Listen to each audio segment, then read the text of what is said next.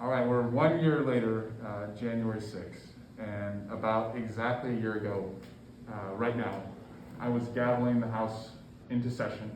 So I started. Were you the I started, yeah, the speaker designate? designate. Okay. And I appointed the tellers who would count the votes. And then I asked the chaplain, Chaplain Kibben, to read a prayer. She did, then Pelosi and Pence came in. And a couple hours later, once the mob descended on the Capitol, Kibben, the chaplain, goes back up to the podium and unannounced, abruptly just starts praying into the microphone. I heard that story. I didn't even know that happened. And to me, it felt like she was praying for the souls inside, obviously, but also considering what we were doing, counting votes, she was praying for the soul of the country. And the way I feel about today is that by the grace of God and the grit of people like you, we're able to come out alive, and the country rolled on. And so today I'm with Officer Harry Dunn, U.S. Capitol Police. It's a year later. He saved my ass. He saved many asses that day.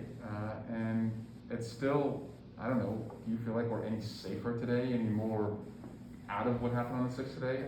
I don't, but... Yeah, when you say we saved your ass, we're just doing our job, whether it's your ass, somebody else, whatever. It's our job to protect Congress and the staff. And thankfully we were able to do that. It was ugly, but the mission was done, and it was commemorated at the end at 3 in the morning when y'all actually came back and certified the election. So that was a proud moment for me, looking back as an American and a police officer. Our mission, as ugly as it was fulfilled. So, do you feel like a year later there are people who you disagreed with before January 6th, but that in some way, because of what you did, they're like, okay, yeah, that was too far. Let's find what we can unite around. Do you see any unity since that day? I see division in this country, and it's crazy. Like, people are allowed to disagree with political views and all this stuff, but I think one common theme that everybody should be able to agree with, that violence because things didn't go your way, is never really acceptable, especially descending on the U.S. Capitol, which is supposed to be a pinnacle of democracy. That's what this represents, democracy. You see that Capitol, what does that represent? Freedom, democracy. And no, I just see more division. My heart hurts for where this country is right now. Now, I see you almost every day that I'm here. Mm-hmm. I'm hard to miss. I'm gonna say I'm hard to miss, right? But how are you doing? A year later, how are you doing? People use the term anniversary. I don't see it as an anniversary. It's not even that. It's January 6, 2021 hasn't ended yet, because I believe that something is over once you're able to have accountability and a full understanding of what happened. We don't even know the full story about January 6th, let alone nobody's really, there have been a couple of arrests here and there, but there's been no real accountability for what happened. And only when full accountability is had can healing begin. So I believe my anniversary of January 6th will be the day accountability and the full picture has been told. So we're still not there yet. What would you like to see in the next year? Like, if we meet a year from now, like what does accountability look like? What does healing look like if this year is better than the last? I just want to see people, one, acknowledge what happened. Everybody tries to say this is political. You can't get around the fact that it wasn't. It was political. It was. Like, they were there to overturn an election. How much more political can you get than that? So people try to say we try to make, or me, meaning an officer who's speaking out for accountability, we trying to make it as a political issue. I'm just calling it what it was. I'm speaking on the facts of that day. Nothing I've been saying has been my opinion. If it is, I say, yo, this is my opinion. But the facts are clear. They recorded it. They posted it. They said in their statements, we're here because the president sent us. How can you not make that political? You can't get around it. It is what it is. So, you said that day, you asked that day, is this America, essentially? And do you think we'll get back to what you thought was America? Well, maybe, no, because I think that this is America. It's an ugly side of it that nobody wants to acknowledge that exists.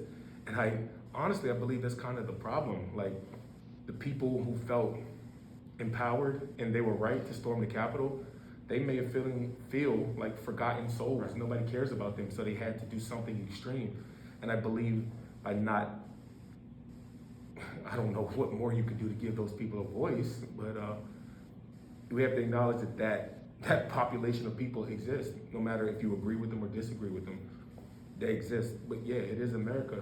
It's nothing that I'm proud of, yeah, but it is our part of our country. So why do you still put the uniform on?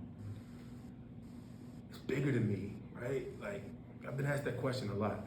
How are you able to look at people and protect people who disagree with what happened? How were you able to do that? I couldn't do it if I were you. I look at it, so once I realized that, okay, we clearly have different views about what happened. This is bigger than me. My job is bigger than me. I'm just one random person doing a job. But that seat of Congress, right? Some members, correct me if I'm wrong, represent maybe up to 1 million people in some districts, depending on where it is. So that one person is not what I see. I see all the people that they represent, and that seat is important. It's not about that person. I've been here 14 years. I've seen members come and go in their first terms, 30, whatever. They come and go, but what they represent remains the same. So I got to look at the bigger picture. I'm protecting that seat, which is representing America. So I kind of look at it as like I'm protecting America. So I guess I got to take some kind of positive spin on it, right? You want to keep doing this job? Yeah, it's an honor to do it. It's an honor to do it. It's an honor to serve. I'm all about, protecting, serve, policing, emphasis on the serving part for me. So any way I can be helpful, I'll continue to do that. Well, I don't think anyone would blame you if you just said, you know what, I'm going to do something else. I didn't, you know what? There was a Powerball last night, $630 million. I don't know who, but somebody in Sacramento hit it. Sacramento and Wisconsin. But if it was me, peace. Well, but yeah, no, I'm honored to be here. I'm proud. I'm humbled to be able to hold this position that I hold, and I take pride in it. Yeah. Well, I'm grateful for you. I'm grateful for your colleagues. I'm grateful for MPD. You and I have gotten to know each other in the last year, and not a lot of great things came out of that day. But I think our friendship, actually, Adam Kinzinger and I were buddies before January 6th. Kind of fell off when Trump was elected. Yeah. But because of his courage, it's kind of like reunited us. So there has been some bright spots. There's been some bright spots for me, and I'm speaking just me personally. But thank you for what you do. Thanks for it. Be safe out there, and thank you to your family also for the sacrifice, because it's not just your sacrifice. I appreciate you. I appreciate that. I appreciate all the like you said, a lot of positive has come from this. And honestly, positive. I look at the positive as also people have shown their true colors. Whether that's a Republican coming out against what happened, or just anything, just people not denouncing what happened. It's just, oh wow, this is how you, okay. And it just opens my eyes a little more to understand people. Yeah. And, but I am thankful for your friendship and the honor to do this job, so thank you. It's like 22 better, huh? Please. Hit that Powerball. I know, right?